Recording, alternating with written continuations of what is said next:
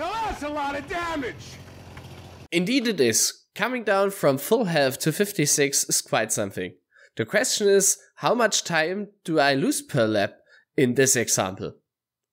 To answer this question, I set out to test how damage affects lap time and in what pattern. If you are interested in technical questions like these around Circuit Superstars, I think you should subscribe to this channel, because I have a lot more of this coming. And if you like topics like this, consider giving this video a like. Thanks for that. Now, back to the important stuff. I am Paladin and this is the 200% damage special. So to test the effect of damage on your lap time, I want to set some boundaries and explain my testing setup.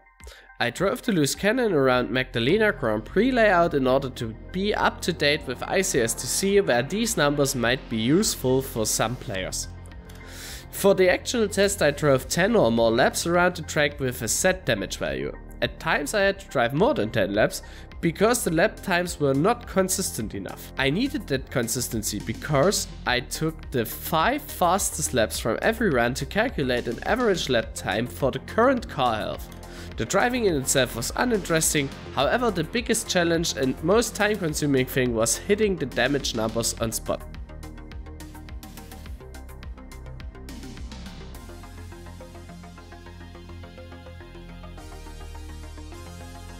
By the way, if I talk about damage here, I mean missing car health, so basically 100% minus current car health. The intervals of damage were as follows: 0% for a baseline, 1%, 2%, 5%, 10%, 20%, 30%, 40%, 50% and 100%. So with that out of the way, let's go into the results. Firstly, I want to go over the diagram where you can see the 5 fastest lap times for each run. You can observe two things. Driving around with 0% health takes a lot of time per lap, in fact an average of 42 seconds. This is roughly 17 seconds more than my lap with no damage, which were on average 24.9 seconds. The other thing I want to point out is my run at 98%, which wasn't really good to be fair. If you look closely, you can see that most of the laps were slower than the next investigated health percent. So we can note that this average lap time is not really representative. That's okay, since we have enough other investigated percentages. I'm just pointing it out in at once. These are the average lap times displayed over the damage the car had on this run, and we can see that there is a non-linear correlation between damage and lost lap times. Why? Well, only OFG can answer this, but I have some theories. So I fiddled around a bit in a seemingly boring but rather helpful program. And I actually found out that the fit model that, well, fitted best was an exponential formula displayed on the screen right now. This gave a coefficient of determination of 0.99964. So basically an error rate of 0.00036, which is tiny.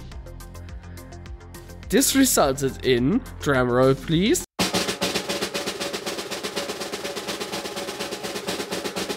this totally awesome and relatable formula. And believe me or not, this somewhat makes sense, as C-Sub tries to emulate the real world in some way, and since most natural processes of growth are determined by exponential function based on Euler's number, this is only rational, unlike Euler's number, that this is reflected in the game as well. However, this is all meaningless for two distinct reasons.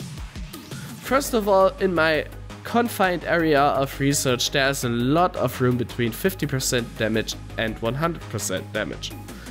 And as my time is finite, and me being ill on the very weekend, I wanted to record this doesn't really help with the whole situation. The second reason that these findings don't really matter is that I also fitted a quadratic function to the average lap times, and it also yielded the same result.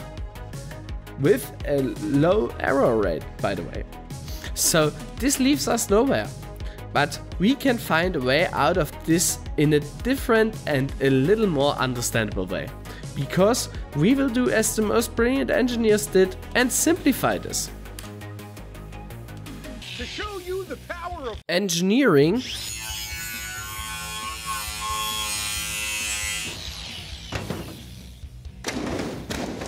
I solved this graph. in half.